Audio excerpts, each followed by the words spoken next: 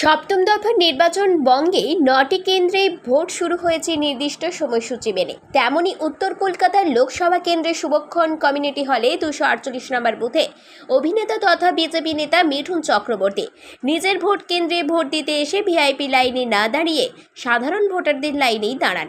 নিজের কেন্দ্রে ভোট দিয়ে বাহিরে এসে সাংবাদিকদের প্রশ্নের উত্তরও দেন। রাজনীতি নিয়ে কোনো কথা বলবেন না, দলের নির্দেশ মতো 30 তারিখ পর্যন্ত কাজ করেছেন। আজ থেকে তার নিজের কাজের মধ্যে প্রবেশ করবেন। তিনি যে লাইনে দাঁড়িয়েছিলেন সেই নিয়ে ওই ওয়ার্ডের কাউন্সিলর প্রশ্ন উঠেছিল, ভোটারদের প্রভাবিত করছেন। তার উত্তর দেন, একজন নাগরিক লাইনে দাঁড়িয়ে ভোট দেওয়া তাই করেছেন।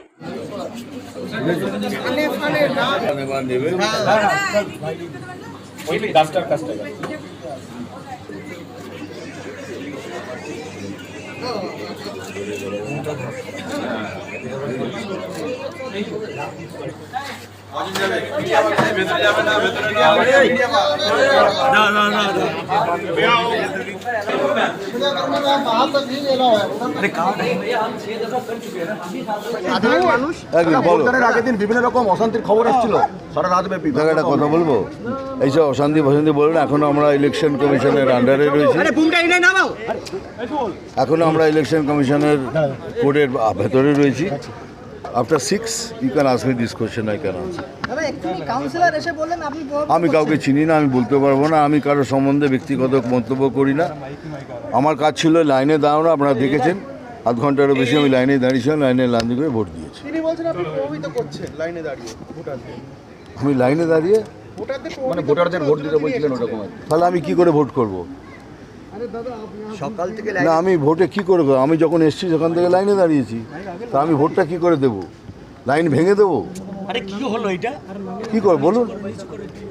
আমার কাজ অ্যাজ এ নাগরিক লাইনে দাঁড়িয়ে ভোট দেওয়া, কারণ অ্যাজ এ সিটিজেন আমি লাইনে দাঁড় করেছি। আর দেখেছেন আমি almost half an hour to 40 minutes আমি লাইনে এই গরমে দাঁড়িয়েছিলাম। আমাকে বলেও ছিলেন, দাদা আপনি এগিয়ে যান। আমরা না, আমি যাবো না, আমি লাইনে দাঁড়িয়ে বলবো। এরপরেই যদি কেউ কিছু আমার কিছু বলার নেই, বলুন। আর সেকেন্ড থিং, আর একটা ভীষণ ইম্পর্টেন্ট কথা আপনাদের বলতে চাই, আমি কোনো সময় দুটো কাজ একসাথে করি না। আমার ইলেকশন ডিউটি, আমার পার্টির অর্ডার, পার্টির ডিকটেট ছিল 30 তারিখ অবধি, আমি সেটা কমপ্লিট করেছি। এবার আমার কাজ হলো আমার প্রফেশনাল লাইনে চলে যাওয়া। আজ থেকে আমি আমার প্রফেশনাল লাইনে ঢুকছি। ফিল্মের কথা বলবো আর রাজনীতির কথা বলবো না। Thank you very much.